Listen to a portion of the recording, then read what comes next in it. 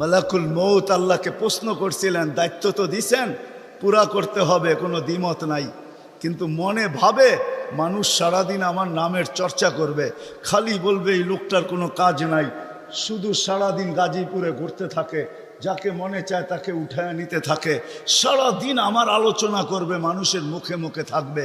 তো আল্লাহ প্রতি উত্তরে বলছিলেন, সাআজআলু লিল মাউতি সাবাবা, আমরা মৃত্যুর কারণ বানায় দিব। ইয়াযকুরু সাবাব ওয়া ইয়ানসাক, মানুষ কারণ নিয়ে আলোচনা করবে, তোমার নাম ভুলেও নিবে না।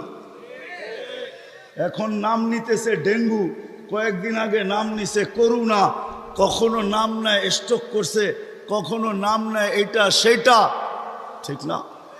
হ্যাঁ, আরেকটা কারণও আছে। শুধু নবীজির দিকে তাকাইয়া এই উম্মতের জন্য আল্লাহ এটা করছেন, এই উম্মতের জন্য। এই উম্মতকে আল্লাহ আখিরাতে